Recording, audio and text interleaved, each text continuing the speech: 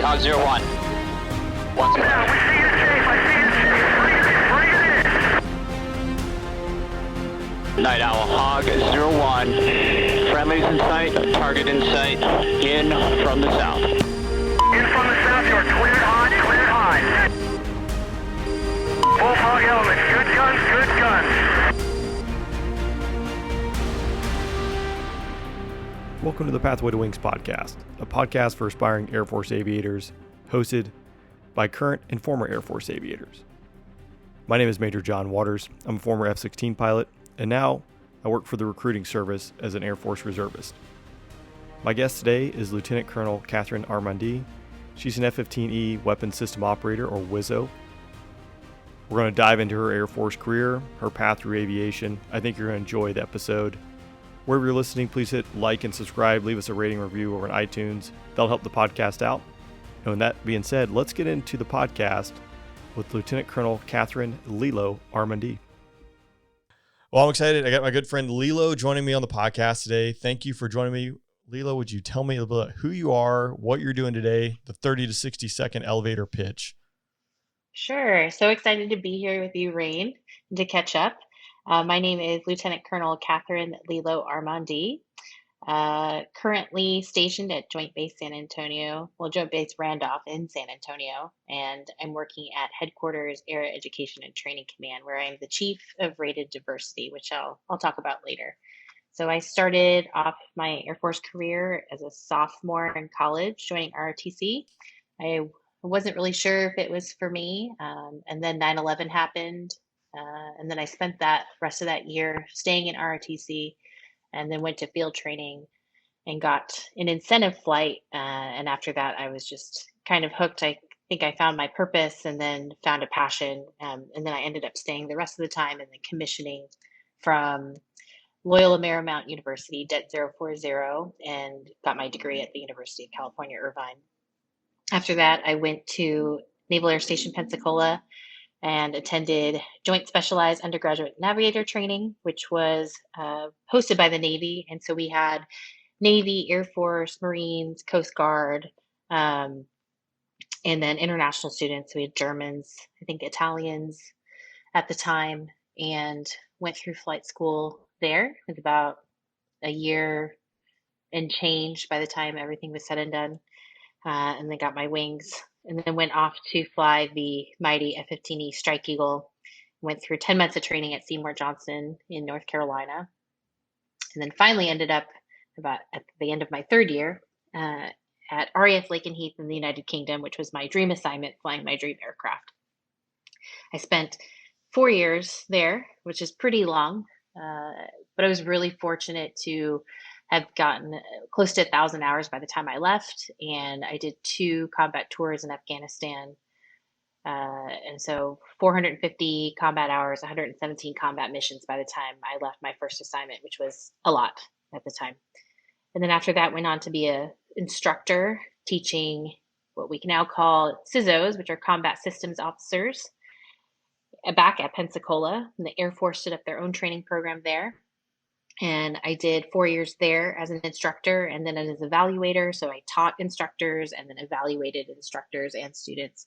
And it was so fulfilling. I love being an instructor, and I love watching the light bulb come on for students. It's incredibly fulfilling. And I've had unusually long assignments. That's not normal for people to have 4 and 4 year assignments. After that, I went to the Air Command and Staff College at Maxwell Air Force Base in Alabama. I did a year there, getting paid to be a full-time student, which is, I think, one of the best gigs in the Air Force, to just have to read books and write papers and get paid a salary to do that. And then I ended up becoming a political military affairs strategist, and that took me back to the United Kingdom again. And I was stationed at Mildenhall, working at United States Air Forces Europe and the United Kingdom. What an amazing job, being a liaison, getting to party for my country, which is always really fun to be able to do. I worked the F-35 program while I was there. I got to work with partner nations. So obviously the UK worked very, very closely with. We did exercises with the French. I worked with the Danish Air Force a little bit. So really cool job.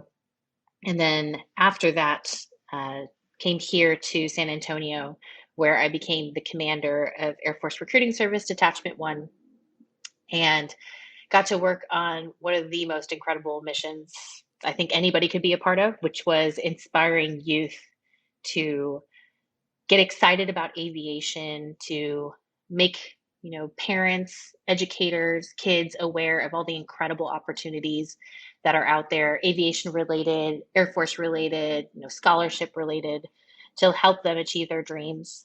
And then getting people on that path, if they desire to become a rated officer or a winged aviator.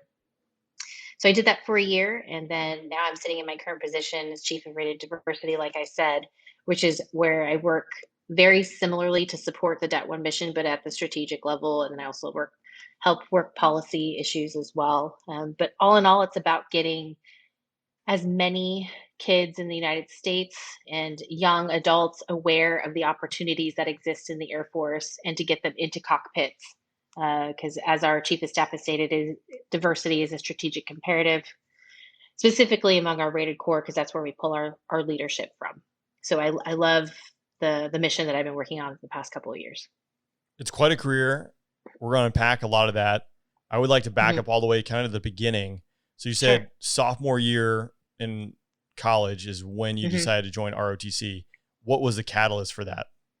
The catalyst was my freshman year was maybe not as stellar as it should have been. And I was, quote unquote, highly encouraged by my dad to join ROTC. And I think he just realized that I was maybe a little bit lost. I was 17 when I started college, so really young. And I mean, honestly, I don't know that anybody knows themselves or what they really want to do when they're 18. Some people do. My husband, as an example, has wanted to be a fighter pilot since he was 5 years old, and then went on to become a fighter pilot. That definitely wasn't me. So I think he just saw that I needed some structure and guidance. I was very, very active in a lot of activities in high school. And then my first year of college, I think I just kind of got overwhelmed because I went to a huge school and I just don't think I found my place. And then joining ROTC was good for me because it was around really motivated people who liked being part of a team. And I like working in teams. I like the collective. I love collaborating. And to see people who were self-motivated and passionate and to have a common sense of purpose really kind of got me back on a path that I think I veered off of a little bit.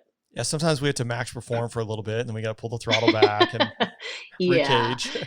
Yeah, I definitely needed a recaging. I was just like a lopsided ADI at that point.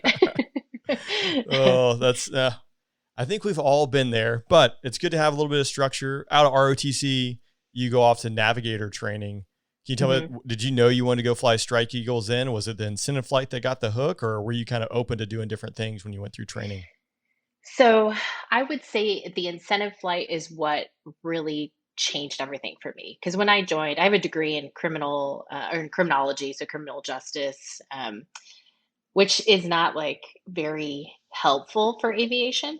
Same But with my international affairs degree does me no good. right, Yeah. right. It doesn't, and for everybody listening out there, it doesn't really matter what you get your degree in because the diversity of thought matters, and that goes with your degree as well. Um, but I think with aviation, it's very binary. It's love at first flight. Like you either love it or you're like, this is not for me. And for me, I got in that plane and we were doing spins and barrel rolls and loops, and I couldn't get enough of it. I was like, this is amazing. So I thought I joined to be like an OSI agent or an intelligence officer. But as soon as I found out you could get paid to do that, I was like, this is ridiculous. Like, this is obviously what I want to do. Again, at 18, when you think about the commitment of pilot training, which was 10 years and still is 10 years, but that's after training. I was like, well, it's about 12 years. Like, I'm going to be 30. I'm going to be so old. Like, life is over. I can't commit to that. So I was looking and exploring other rated opportunities, and I found out about WSO, so Weapon Systems Officers, and they only had a 6-year commitment. And I didn't grow up like wanting to be a pilot, like die hard. I was around aviation my whole life because my dad worked in the aviation industry. Like I've been going to air shows as long as I can remember. So I was always around airplanes.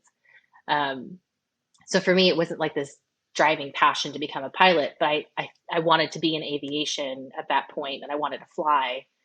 Um, and I wanted to fly fighters. And there's one job in the Air Force where you can not have to be a pilot and fly fighters. So it was the F-15E Strike Eagle. So it was perfect for me. And then what really kind of sealed the deal for me is that my cousin was a Marine, and he had been to Iraq multiple times at that point and had two little girls.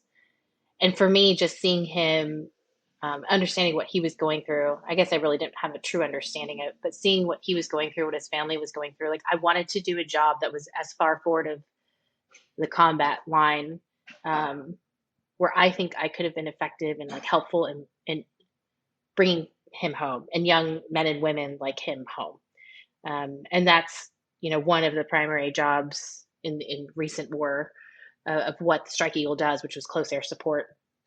And then, like I said, I really wanted to pick a location, so I looked like in Air Force magazine at all the bases and what aircraft, and I saw that F-15s were in England. I'm like, this is fate.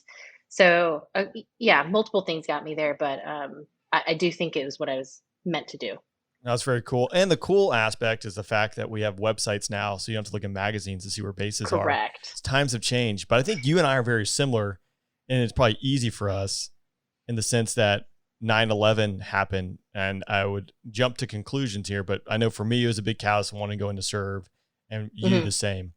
So yeah, 9/11 happened. I just started ROTC, and I was, like I said, got my degree in criminology. So I had and that was under the School of Social Ecology, which is kind of like, sounds very, hippy dippy, Yes. but it had an emphasis. So the full degree was called Criminology, Law, and Society. So it had the socio ecological aspect to it. So you were studying um, the whys of why, urban development and crime, and like the relationship of all of those aspects and how they affect one another. So one of my classes was violence in society, and I was sitting in my violence in society class in a summer school class, and we were supposed to take our final that morning, and that's when everything happened. And so I had watched it happening when I was like studying before the test at Denny's or something, watching on TV, and like the first plane hit. So I didn't really understand at that point because I grew up in a time where, to me, terrorists had been hijacking planes my entire youth. Like it Right. wasn't like so out there for me because I'd seen it before. So that's what I didn't. I didn't really like. How can you comprehend that much in that short period of time? Like that was like an hour of my life, and then I was supposed to go take this test. And so my instructor or my professor was a New Yorker, and so like he was beside himself that day. And he's like, if anybody wants to like not take this test or take it a different day, I support you. But I took it anyways. And it really wasn't till like days, weeks later that they start to peel back what was going on, and then like you really start to process it. Where I was like, I have to do something, and I am on my father's side a fourth generation American. My great grandfather came through Ellis Island from Denmark and then was drafted into the war. He was actually sent back to the trenches very near to where he came from in Wow. Denmark. Then my grandfather was drafted into World War II. And then my dad joined the Air Force during Vietnam. So at that point, my brother was not interested in joining the military, which it definitely is not for everybody. And so for me, it was just kind of a calling. So I was like, if it's not me, then who will it be? So I felt very compelled at that point to serve, and I did feel like it was my duty. And it wasn't like there's no I think it does take a certain person and the calling to do this job. So like no harm, no foul on people who don't want to serve, Absolutely. because it's intense, and you have to have a passion for this. because there's so much sacrifice that comes with it. So if your heart isn't in it, I don't think it's truly worth it. Yeah, in the end, like the ultimate price can be paid, right? Which Right. is your life. So it's something to take very seriously. I'm curious, you've done a bunch in your career and I do want to talk about that, but you have a unique perspective in the sense that you have the aviation aspect. September 11th, I think a big catalyst, like we just discussed, for both you and me. And I would say it's like the easy button, or it was very easy for us to be motivated to step up to the plate. But Hmm. having your recruiting experience, and now we're looking 20 years later, are there Hmm. unique challenges to engaging youth or bringing awareness? Like, does that seem like what message resonates for people? So so this generation that's coming up, like qualified for age now, 20 years later, I'm horrified that I've been in for close to 20 years at this point. It's supposed to be my high school 20-year reunion, and I'm just not doing okay with that. Um, but if you think about it, I didn't really realize this till I went to staff college. You know, my generation has been at war my entire career. This next generation has been at war their entire life. So for us, you included, we were going out there to win a war. And for them, how are do they really think that we're winning a war if we've been doing it their entire life? So that's the challenge that we have, is that, sometimes parents aren't supportive of it because they automatically think their child is going to go to war, as opposed to the generation right before us, where war was kind of sporadic. Like, maybe you're going, you're probably not. Like, the Cold War had ended, but then we're in the Gulf War, but it was like not, it didn't last like years and years, like Right. decades. So that's the trouble that we have, and what we're trying to, which is a big hurdle for us, especially when it comes to recruiting. Like, you know, how do we explain to somebody that this is a promising, fulfilling career when we see constantly in the media that troops are coming home from deployments, troops are coming home from war, because that's apparently all that we do. Yeah. And So, that's 100% valid because that's all we have been doing. So that's a unique right. challenge. And I think capturing that. So it ties into your, being the commander at Det 1, focusing specifically on youth. So Mhm. what were some of the initiatives? What were some of the, the ways that went about trying to engage youth and message in this environment? So I was very lucky that my predecessor, Deacon Ruffin, was very much a visionary, and him, along with Lindsay Andrew, the DO, and she's been the director of operations through three commanders at this point. The two of them were they're idea people, which I love. I don't consider myself an idea person. I consider myself an executor. I can take your idea and run with it. So I think the sequence of commanders worked out really well for Det 1. Um, so they did a smattering of things. Like, it was spaghetti on the wall, trying to do as many programs as possible. And so I got to choose, when I took over, the things that I really wanted to expand upon and flourish. So one of them was what he called the ACE Academy. It's now called the Aim High Flight Academy, which is now live website, aimhighflightacademy.com. But taking students from just across the board. They don't have to have any affiliation to the military, and providing them 3 weeks of scholarship, of aviation scholarship, so that they can solo. So solo is really the point where you like build the confidence in somebody that, like, I can do this, and it's about 12-ish, 15-ish hours. So 3 weeks of training. So the Flight Academy just had such an incredible opportunity. So the great thing about it is it takes kids that are unaffiliated with the military, but it also intersperses them with JROTC kids, ROTC, and Academy kids. So they all get this immersive learning experience with each other. And then we have active duty, reserve, and guard mentors that come in and talk about their real life experience. So I just think the cross pollination of all of these different experiences really helps us reach those students who have no affiliation with the military or aviation, to get them excited about it. And then they go back and tell their friends and families about it. So that's where we need to work on getting our message out, because the military has very much become a family business. Like, if you're very likely related to somebody in the military if you are in the military. And so, post Vietnam, we had, and post World War II, especially, like a majority of the population had somebody in their family that were related to who's in the military because of drafts, right? Right. Now it's something like 12%. Like, not a lot of the population has any idea what the military is, what it means. We can go into the whole, how many people can name 4 branches, now 5 branches of the service. Like, most people can't. But so that was that camp, which I think is really like such a keystone of what Det 1 does. Then there's other outreach opportunities. So Aim High Outreach, which was providing orientation flights. Like I said, for me, it took one flight. One flight changed my life, right? So that's what we're trying to do, is get kids on one flight. For some kids, it's the first time they've ever set foot in an airplane or ever seen an airplane. And so how exciting is that, to be part of the spark that, could really grow into a fire and a passion. And then we also provide mentors, now called the AIM program, so Aviation Inspiration Mentorship Program, which is where we take the total force ambassadors, so rated officers, so pilots, CISOs, ABMs, and RPA pilots.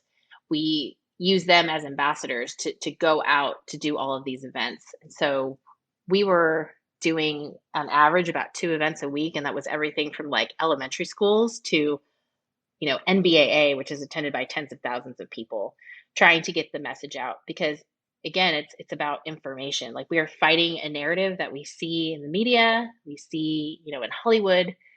We're trying to put truth data out there, and really we're trying to provide people education about opportunity. Because here we have this program. It's 3 weeks of flight, which is, again, tens of thousands of dollars, that is free. It's a free opportunity for these kids. So it's just about getting it into their hands. And so a lot of people don't know how to do that. So it's up to us to get the message out to them. And that was the other thing that I think we've seen in COVID, is that there is a disparity in access to information. When you see kids who are, young kids who are sitting outside their elementary school because they don't have Wi-Fi at home, like, we can't expect people that, from different backgrounds, socioeconomic status, that they have the same access to information. They don't. So we have to really put it out in their hands, because there are kids out there that are in, less than ideal situations, who are bright and talented. And I want to give them an equal fighting chance of the kid that has, their own iPad at 6 years old. Right. And that's now rolling into your new job, which is rated diversity. So can you tell me a little bit why that job was created? What are some of the challenges, and really what are you doing in that role right now?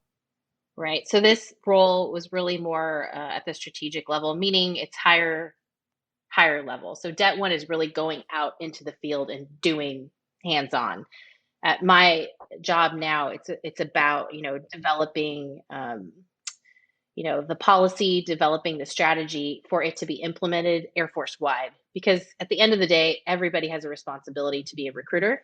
And I think the Air Force, and generally, like, we could all do better at that. We sometimes forget, when we wear a uniform, that we are a walking advertisement, especially if you look different. But I can't tell you, and I'm sure you're the same way, when you like go run into the gas station, or like run into Target really quick, or run into the grocery store to grab milk for your kids, and you happen to be in your flight suit. People stop you, people point at you. Like, it happens more often than not. So we each have a responsibility to not only just be that walking ambassador, but to engage. And it's not so much about recruiting people to join the Air Force. And I think that's the great thing about Det 1. It is about inspiring that next generation to do anything. We are in a global competition. We have near peers, if not true peers. Even if they don't join the military, I still need that young person to reach their full potential. Like, we don't have the luxury of not having every single individual reach their full potential for this country. Absolutely. So we have skipped around a little bit out of order, but you bring a unique perspective that I really wanted to dial in on. But I don't want to just gloss over the fact of gloss over your F-15 career and then your instructor career. So before we wrap up the podcast, can we talk a little bit about the Mighty Strike Eagle and your first assignment? Yeah, sure. Yeah, so the Strike Eagle is amazing. I think people don't realize how massive of an aircraft it is. It's about the size of a tennis court. I believe it. It's yeah, it was really funny because when I was in Afghanistan, sometimes, the USO comes and like brings celebrities to come visit us. And we had James Gandolfini and an NFL player who I have no idea who it is because I just don't follow sports, but a big dude, right? And I remember them sitting in the Viper, and it was just funny because they kind of look like Donkey Kong, like sitting in a Mario Kart. Yeah. And then James Gandolfini, who's huge, right? Then he got in the Strike Eagle, and it was just spacious, right? He's just like, this is nice. I was like, yeah, it is. It is a massive aircraft, and we, carry quite the payload. Like Yeah. we can get the job done. Two Strike Eagles, a pair of Strike Eagles, like we could just take, all the ATO lines. Why not? Yeah. For me, going into combat, I was obviously really nervous and scared. I remember crossing the border into Afghanistan, flying the jet in my very first day ever, and being like, wow, this is it. And then landing in Bagram, and this is 2000. Let me do math right now. I think 2008, winter 2008, and it's still relatively wild west out there. Like it's a chain link fence. Like there's still mines in the ground that have no like barriers. It's just like a little tiny sign that's about the size of like your iPhone that says mines. Yeah. Thanks, And Soviets. yeah, and the roads aren't paved, there's still revetments with like pieces of MiGs and stuff in there. So it was just like really strange. The ANA and the ANP don't have uniforms. So you see somebody with an AK-47 and you're like, are you in or outside the wire? Like I'm not sure. So it was a little bit nerve-wracking at first. But really to go out there, to take the 3-4 years of training it took to get to my first combat tour and to get to implement it, to hear the voices on the radios of, the JTACs that you're working with, you get to develop a relationship with people over the radio. If you check in and you recognize each other's voices, and especially being as a female, very recognizable on the radio because there weren't that many of us, to know that, you've already built that teamwork, you trust each other. So when it hits the fan, like you've already, you've got standard procedures, like you trust each other, he trusts you. When he's reading me coordinates, I know they're good ones, and like if I say like I'm in like 30 seconds, like he knows like it's 30 seconds, like he can trust me. Because I worked with a JTAC pretty often because we usually flew like similar lines. They tried to keep us on a normal schedule. So I'd fly the same lines like probably for a couple of weeks and like develop a rapport with one of the JTACs that was out there. And after working together for so long, like one day it did hit the fan, and to hear the fear in his voice and to be like, able to stay calm for him, deliver the weapons where he needed them on time, and then to land and like go back and get him on the phone to know that he was okay. That makes everything worth it. Like that is what I signed up to do, is to protect him. It's the 18-year-old with a rifle on the ground. It just made it, I am fulfilled. Like as a WSO, I did my job. And then I got incredible opportunities. Like I got to fly the MiG-21 when I did an exchange with the Romanian Air Force. I think I might be one of the only women to do that. When I flew their MiG, they'd only ever had one other. They had their first like female fighter pilot. So I was like the second female to ever fly in it. They have different training rules. I can only imagine. I'm pretty sure it clipped some trees. Not the 500-foot, allowance that we have. I think it was like 5 feet. But what an opportunity. Like that doesn't happen in real life. And then going and being an instructor at Pensacola, flying on the Gulf Coast is gorgeous. It's awesome flying. And then doing the training that we had at Pensacola, I live for low levels. Like, it is my favorite flying. And when we do these low levels, to me it's kind of like doing a board game, but in 3D. And going we'll say very fast, Yeah. like it's up It's there. So it's faster like than most. 450 knots. Yeah, it's faster than most. It's not Cessna 80, 90 knots, but Yeah. it's not like 450 knots like the Strike Eagle. 240 is still pretty good. But I love those spatial games. And so, getting to do that with students and like getting to go out and fly, it's a good day when you get to do that. I think, before we wrap up, I have one more question for you, but I think this is a perfect way that if someone is looking at like, if I join the military, if I join the Air Force, especially going the rated route, it's a long commitment. Yeah, absolutely. Like 10 years is a long commitment. 8 years is a long commitment. But it's one of those things, you're going to do things that no one else gets the opportunity to do. And that most people would honestly like give their right arm, for the opportunity just to do it once. So the people, the mission, the things, the experiences, I think like I would absolutely go back and do it again in a heartbeat, which is just really cool. So that's something I think is important to throw out there. Cause again, you're signing on the dotted line. It's a long commitment and it's a big commitment because you're like willing to risk your life. Right. But as we wrap up the podcast, I always like to ask people, if you found, 15 or 16-year-old Lilo walking on the streets today, what advice would you give her? Yeah. So I decided to do this job, and I was, like I said, I was 18. So I was 20 when I signed, on the line. When you go to field training, you're basically like making a commitment. So I was 20. I didn't want to look back on my 20s with regret. While I'm trying to figure out what I want to be when I grow up, I'm going to do this because I know it's going to have purpose in it. And so I would give myself that advice. And I give this advice to people now because I can't tell you how many times I've talked to somebody who's like in their 30s and have said, I've always wanted to do it, and I'm like, then why didn't you? Because now you're in your 30s and you still haven't figured out what you want to do. Like, you should have just done something then. So my advice would be like, take the risk. Don't be afraid. Say yes more. I wish I had said yes to risk more, because I was okay with failure. Like, failure didn't really ever scare me. I mean, it scared me, but I was like, I know I'm going to give it my best. And if my best doesn't work, so be it.